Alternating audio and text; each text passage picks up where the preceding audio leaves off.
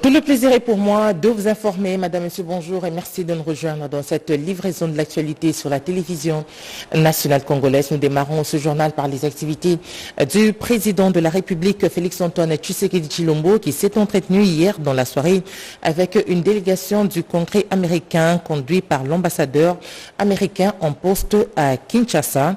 Les échanges ont porté sur le renforcement des relations de coopération entre les deux pays et l'appui que le Congrès américain accorde au gouvernement congolais. Des précisions dans ce reportage de Glenn Kabalundi. Kinshasa et Washington entretiennent des relations profondes et anciennes. Et l'administration Biden voudrait continuer à travailler pour les rendre plus fortes et plus chaleureuses. C'est ce qu'a fait savoir une délégation du Congrès américain au président de la République, Félix-Antoine Tshisekedi Tshilombo, ce mardi à la Cité de l'Union africaine.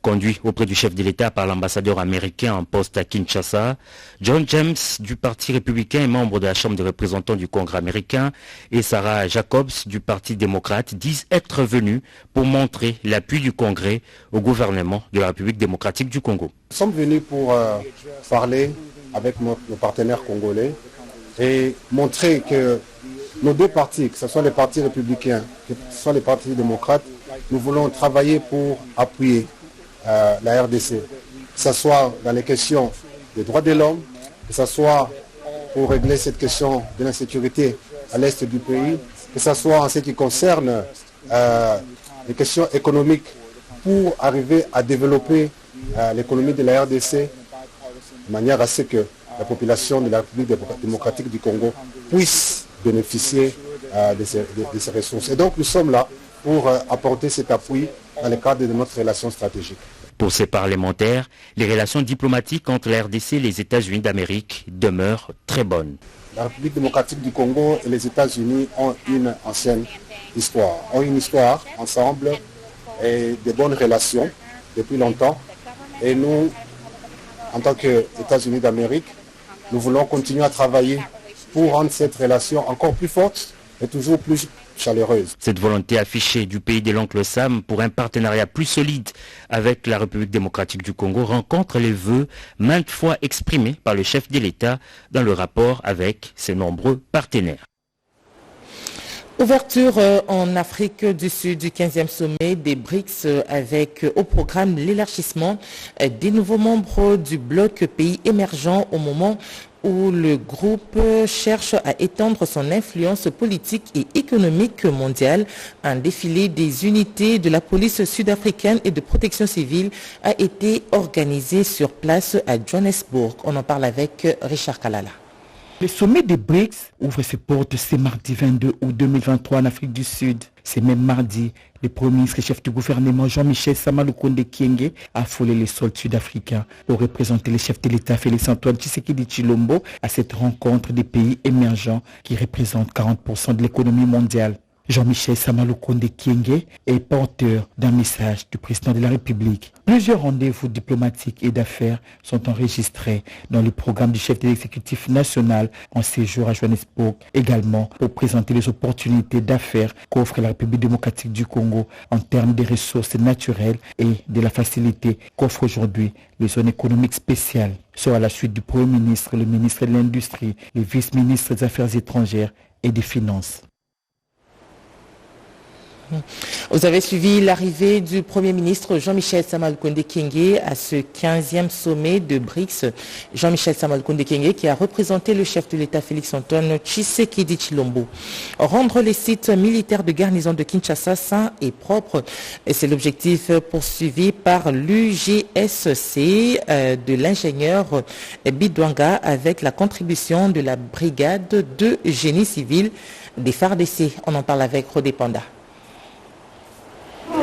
En mission de commandement et de contrôle à Lubumbashi dans la province du Haut-Katanga, le chef d'état-major général de FARDC a présidé ce lundi 21 août 2023 une parade mixte FARDC Police nationale congolaise au camp-major Vang. À cette occasion, le lieutenant général Thio Esonge Sacristian s'est adressé aux militaires et policiers réunis à la parade de ces camps militaires.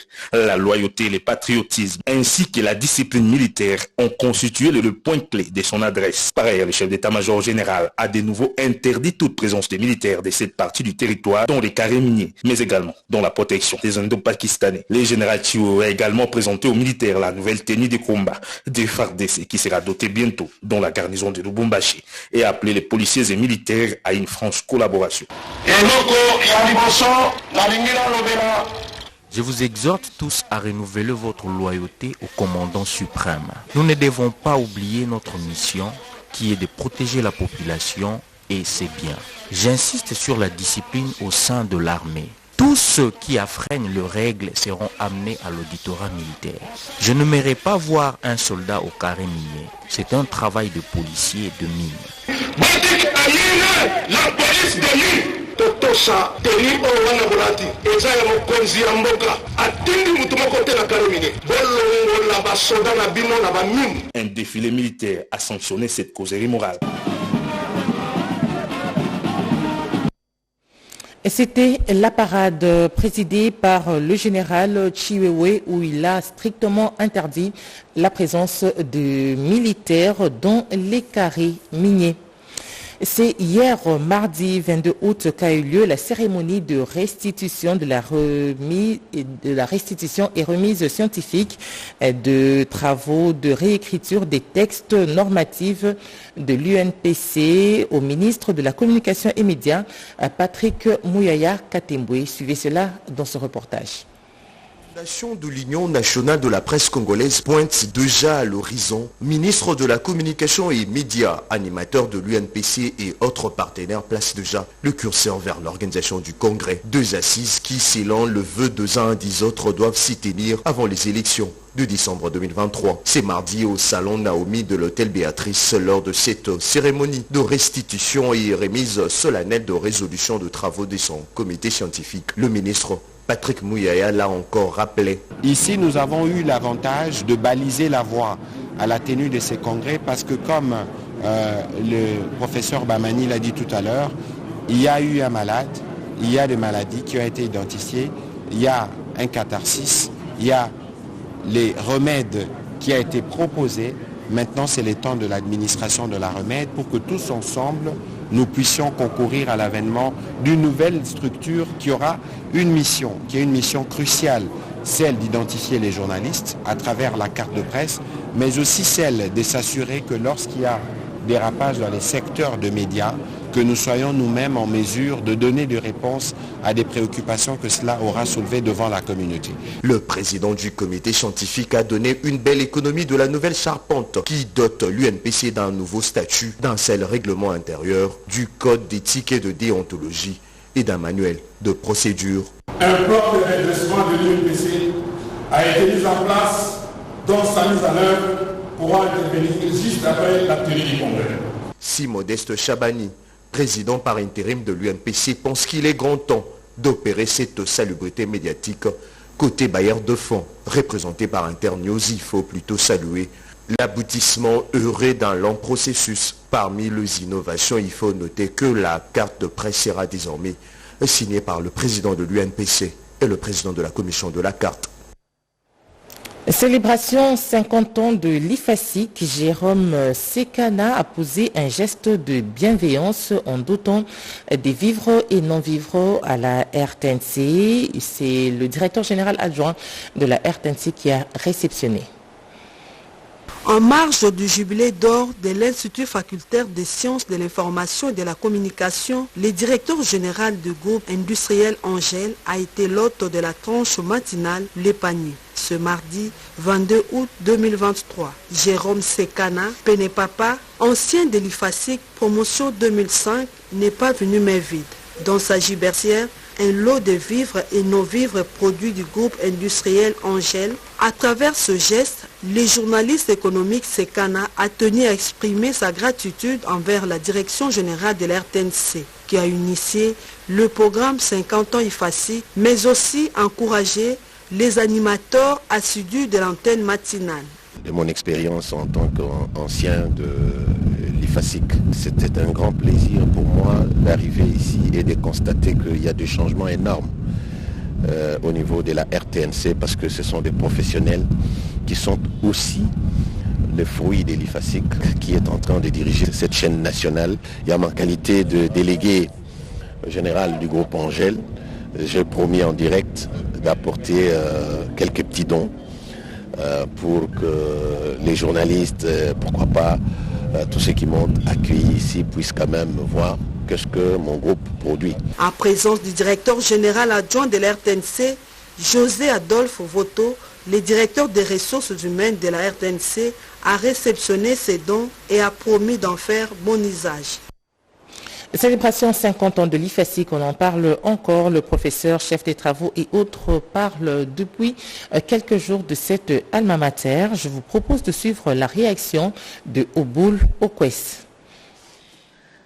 La RTNC a toujours accompagné l'IFASIC depuis sa naissance, parce que la RTNC, quand nous l'appelons maison mère, nous, par rapport à nous, des listiers de l'IFASIC, ce n'est pas ce que tout le monde pense. Pour nous, c'est notre maison à nous. Ça veut dire qu'après la formation, la plupart de ceux qui étaient formés, même ceux qui sont allés en presse écrite, la plupart sont passés par cette maison.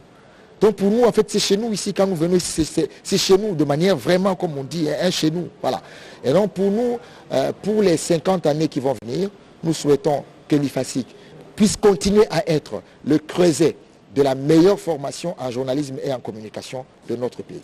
Pour la RTNC, les perspectives sont bonnes aujourd'hui, avec tout ce qu'il y a comme changement qui arrive, avec tout ce qu'il y a comme équipement. Nous souhaitons également que la RTNC continue à jouer son rôle de service public, d'être les médias au service du public, parce que tout le reste va passer, les individus vont passer, mais la RTNC devrait continuer à garder l'âme, parce que c'est à travers la RTNC que l'ensemble de la République se retrouve. On n'a pas 2-3 médias publics comme la RTNC. Donc la RTNC doit continuer à jouer ce rôle, d'être l'église au milieu du village, d'être un média au service du public, parce qu'effectivement, c'est un média public. Amélioration de la qualité de l'enseignement en République démocratique du Congo. Pendant 3 jours, les experts du secteur de l'éducation et de la formation vont se pencher sur cette question. L'accès sera mis sur l'évaluation des réformes de 2016 et 2023. Des assises ouvertes par le ministre de l'EPST, Tony Mwaba. Améliorer la qualité de l'enseignement par la bonne gouvernance et la redevabilité, ce thème sera débattu durant 3 jours, soit du 22 au 24 août, où les ministres provinciaux de l'éducation, les PROVED et les IPP de 26 provinces vont évaluer sur les performances du sous-secteur de l'EPST pour l'année scolaire 2022-2023 et proposer des pistes de solutions dans le but d'améliorer la qualité de l'enseignement en République démocratique du Congo. Votre présence ce matin dans cette salle témoigne sans nul doute l'intérêt que nous accordons tous à l'éducation et à la formation de l'enfant congolais, dont son Excellence M. Félix Antoine Tshisekedi Tshilombo, président de la République et chef de l'État, veut faire un véritable acteur de développement de notre pays. Les travaux qui s'ouvrent aujourd'hui font suite à ceux des éditions précédentes. Ils doivent être un véritable moteur de réflexion sur les problèmes récurrents qui minent notre sous-secteur. Particulièrement pour cette édition, je voudrais qu'un accent soit mis sur le suivi et l'évaluation de la mise en œuvre des réformes de la stratégie sectorielle de l'éducation et de la formation 2016-2025 qui tend déjà à son terme. Le ministre de l'EPST, Tony Mwaba, a ouvert ses assises, a rappelé aux uns et aux autres la mission que s'est assignée le gouvernement avant de rendre hommage au président de la République, Félix Antoine Tshisekedi Tshilombo, pour avoir mis en application la gratuité de l'enseignement telle que reprise dans l'article 43 de la Constitution. Il sera aussi question de procéder à la mise en jour de la carte scolaire et à l'évaluation de la mise en œuvre de la réforme de l'enseignement en vue de valider la planification de l'année scolaire prochaine. Vous le savez, l'ambassadeur itinérant du chef de l'État, Claude Ibalanki, séjourne dans le Grand Bandundu. Je vous propose de suivre les activités qu'il a réalisées dans cette partie du territoire national dans ce reportage de Robert Ndaye. Nouvelle pour les habitants de la ville de Kikwit, le réseau de transport urbain est désormais opérationnel dans cette partie du pays. En mission de 48 heures dans la ville de Kikwit, l'ambassadeur itinérant du chef de l'État, Claude Ibalanki Kolomba, a procédé au lancement du réseau urbain de l'établissement public Transco. Une action du président de la République, Félix Antoine Tshisekedi Tshilombo, qui cadre avec la couverture totale de la ville de Kikwit. Dans la province du Kwilu, a dit le DG de Transco, le bâtonnier Cyprien Mberemoba. Nous sommes en train d'exécuter la vision du chef de l'État.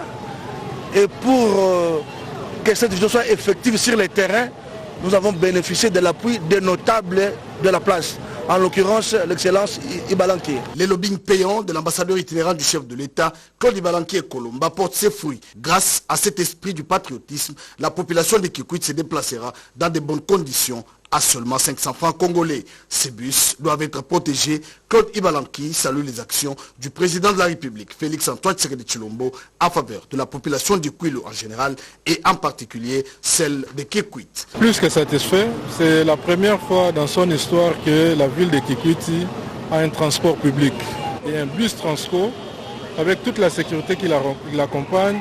Pour 500 francs, c'est la gratuité du transport que les chefs de l'État apporte à la population congolaise en général et de Kikwit en particulier. Les bénéficiaires, par l'entremise du maire de la ville de Kikwit, Abe Ngiama, remercient le chef de l'État pour ce geste d'un père à ses enfants. Kikwit, nous avons reçu de bis, donc nous serons les premières personnes à bien protéger ces bis ici. Ces premiers lots de bus, Transco, mis à la disposition de la population par le président de la République, Félix Antoine Tshisekedi Tshilombo, ont été présentés par un caravane motorisé. Une cérémonie riche en couleurs, présidée par l'ambassadeur itinérant du chef de l'État et fils du terroir, Claude Ibalanki Kolomba.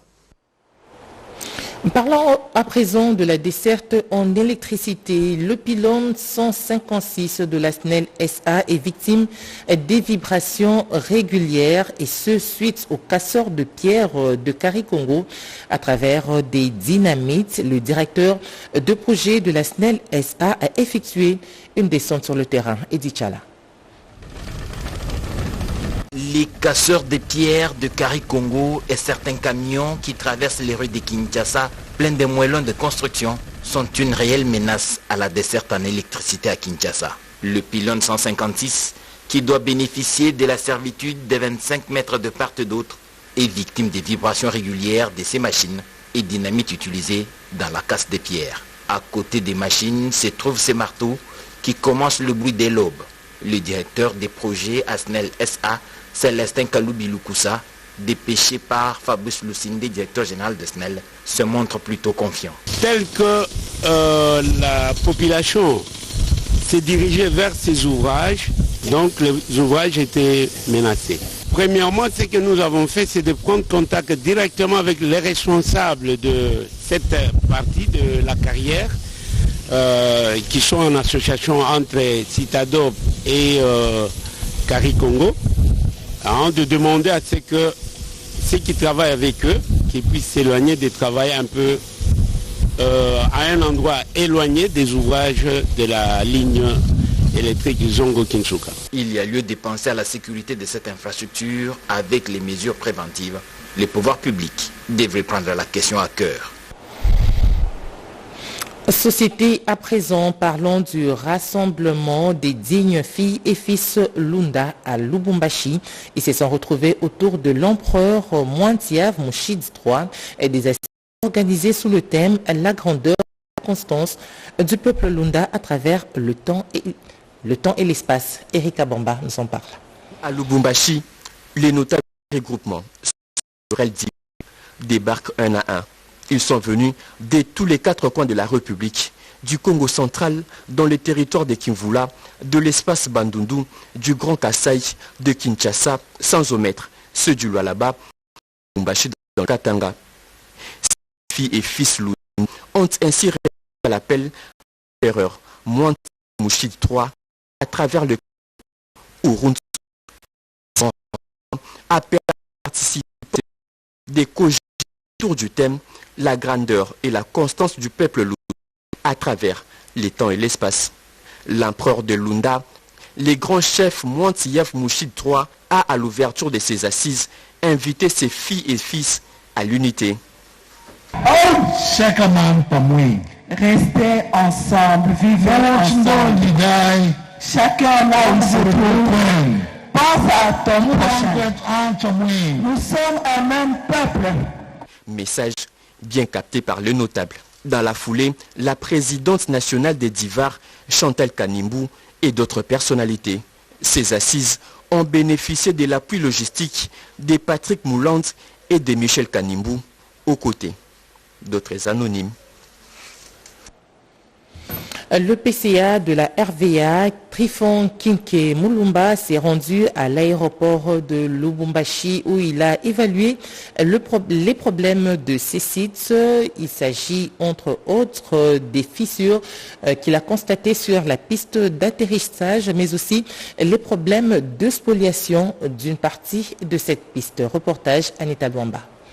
Le nouveau comité de gestion de la Régie des voies aériennes se fixe pour objectif assurer la sécurité aérienne et doter le pays des infrastructures aéroportuaires répondant aux normes. Après l'aéroport d'Ondjili, Dondolo, Trifon Kinke Mulumba est arrivé à Lubumbashi accompagné des membres du conseil d'administration et du directeur général adjoint de la RVA. Le nouveau PCA a voulu, loin des rapports documentés, se rendre compte des conditions de travail et la qualité des infrastructures dont dispose le régulateur aérien dans la province du Haut-Katanga. Je vis ici voir finalement qu'est-ce que la RVA a comme problème. Au lendemain de son arrivée, le professeur Trifon Kinke Mulumba a procédé à une visite d'inspection. Tout d'abord, les installations aéroportuaires, dont la piste d'atterrissage et les aires associées, qui connaît quelques fissures et qui nécessitent une rénovation, selon Marie Omanga, commandante de l'aéroport de la Loano. D'un service à un autre, la délégation du conseil d'administration s'est rendue dans l'espace aéroportuaire où une partie de la piste est spoliée, des constructions anarchiques y ont élu domicile.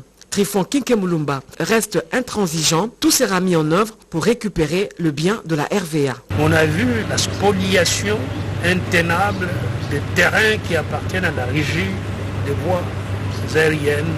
Nous allons réagir à cela. Ce qui appartient à la RVA doit revenir à la RVA. En passant par le salon VIP, financé par le gouvernement provincial, le président du conseil d'administration a encouragé Mario Manga, commandant de l'aéroport, pour le travail abattu. Enfin, le professeur Kinke Mulumba a présidé une réunion de prise de contact, question de donner ses nouvelles orientations assises sur la sécurité aérienne. Hormis le rassemblement des Lunda à travers le regroupement Urund Umwin, nous allons parler à présent du rassemblement des Anamongo qui se sont réunis ici à Kinshasa pour réfléchir sur les voies et moyens de booster les actions du président de la République à travers le programme 145 territoires. Réunis autour du thème paix, unité, cohésion nationale et soutien au chef de l'État Félix Tshisekedi pour le développement de l'espace Anamongo, cette rencontre extraordinaire a connu la participation de plusieurs personnalités ressortissant de cet espace ethnique, toutes tendances confondues, qui ont réfléchi sur le voies et moyens de participer à la vision du président de la République afin de développer la RDC dans son ensemble et les provinces Anamongo en particulier, qui sont au total 13 sur le 26 qui compte la RDC. Nous devons de temps en temps penser à notre espace que le président il a mis en place 145 territoires. C'est un projet salvateur, surtout pour nous qui sommes dans la forêt équatoriale. Il faudrait que nous, les ressortissants de cet espace, nous puissions accompagner ce programme. Pour sa part, le président de la LINA, Barthélemy Okito, a décrypté la carte postale des Anamongo, qui est un peuple descendant d'un ancien trait commun appelé Mongo. Ce peuple représente à lui seul 33% de la population congolaise, capable de donner un second mandat au chef de l'État Félix Tshisekedi. Aimons nos populations, c'est à ce prix par la volonté du chef de l'État, Félix Antoine Tshisekedi. Nous pourrions être en mesure de pouvoir amener le développement chez nous. Avec le soutien que vous allez amener davantage au chef de l'État, nous allons sauvegarder notre maison, le Congo, le développement où l'espace Anamongo a besoin. Il sera au rendez-vous au nom de l'UDPS. Nous allons aux élections, nous gagnons les élections et le 20 janvier, le chef de l'État prête serment pour un second mandat avec une majorité écrasante. Et pour clôturer la cérémonie en beauté, un cocktail était servi et l'agrémentation de groupes folkloriques Mongo était là, était au rendez-vous. Mission de sensibilisation des jeunes de Kananga sur la cohabitation pacifique et la réconciliation pour le développement de cette province et pour rapprocher ces jeunes après les événements de Kamwena Sapu. Un challenge de football a été organisé par le cadre de l'UDPS. Tofan Kabongo, reportage à l'Ambikaï. C'est les vestiges de Kamwena Sapu dans les mémoires des jeunes de Kananga. Topin Kabongo Mukengeshai et la fondation qui porte son nom pensent que les sports, spécifiquement le foot, peut être un élément déclencheur. Un carnaval arpente les rues de toutes les communes de cette ville qui sensibilise la population à tous âges. Les jeunes des affres de Kamwena Sapu ont pris en les cortèges jusqu'au terrain de l'hôtel de ville de Kananga. Là, le coup d'envoi du tournoi qui regroupe les équipes de toutes les communes a été donné par Topin Mukengeshai, cadre de l'Union pour la démocratie et le progrès social, IDPS. Avec la présence de Antoine Tshisekedi à la tête du pays, les jeunes de Kananga en particulier et du Kasaï central en général n'ont aucune raison de se mettre en marge des efforts de développement. Le président de la République attend de tous les jeunes une mobilisation sans faille. Derrière ces réalisations, a insisté sur la tête de Félix Antoine Tshisekedi. Avec son leadership avéré, il a lieu d'enterrer les passés douloureux et susciter un nouvel espoir par la vision du président de la République. Après ces tournois, les carnavals devaient se poursuivre dans d'autres territoires du Kasaï central. Et pour terminer, je vous propose de suivre la restitution du gouverneur du Kasaï oriental après sa mission à Kinshasa. Lundi 21 août 2023, à Mbujimaï, de la gouverneure de province d'intérim, Julie Kalenga Kabongo. L'autorité provinciale revient de Kinshasa où elle était allée participer à la table ronde sur l'évaluation de l'état de siège dans les provinces de l'Ituri et du Nord Kivu, organisée par le chef de l'État Félix Antoine Tshisekedi Tshilombo. À sa descente d'avion, Julie Kalenga Kabongo a été saluée par le ministre provincial des Mines, Gilbert Chimanga. Après les honneurs militaires et la salutation des différentes autorités massées au tarmac de l'aéroport de Mbujimaï, la gouverneure de province Aïe a pris le bain de foule constitué des différents membres des partis politiques de l'Union sacrée qui arboraient leur drapeau. Pour évaluer sa popularité en Mbujimaï, Julie Kalenga Kabongo a fait le pied. Toute cette foule compacte l'a accompagnée de l'aéroport de Mbujimaï, en passant par les ronds-points Salongo, Kalalawankata, Engen, pour chuter à la mairie de Mbujimaï, où le podium était érigé pour son adresse à la population. Dans son discours, elle a invité la population à l'unité, à l'amour du travail et à la concorde. Je vous invite à l'unité, à l'amour et à la concorde nationale. Parce que si nous sommes unis, le Kasaï oriental va changer. Elle va se développer. Je vous aime tous. À Kinshasa, d'où je viens, j'ai frappé à toutes les portes de ma hiérarchie et elles m'ont été ouvertes. Ma gibecière est pleine de bonnes promesses.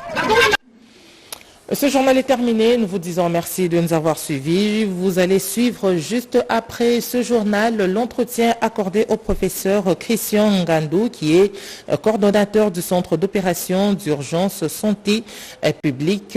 Cet entretien va porter sur la maladie monkeypox ou encore variole du singe qui est déjà à Kinshasa. C'est Françoise Boulabouaki qui lui a accordé cette. Ce journal est terminé. Nous vous disons merci d'avoir suivi. Merci à Pecho Mubengaya Kasongo et Mani Bangoulou qui l'ont réalisé. La partie technique était assurée par Yannick Yangumba. José Dimonekene et Lengalia Papi. Voilà le prochain rendez-vous avec l'actualité. C'est tout à l'heure à 16h dans une présentation de Gaëtan Magalano. Ce journal était coordonné par Jacques Sedouga sous la direction de Joseph Oscar Mbalkaïj. Excellente journée à toutes et à tous. Au revoir.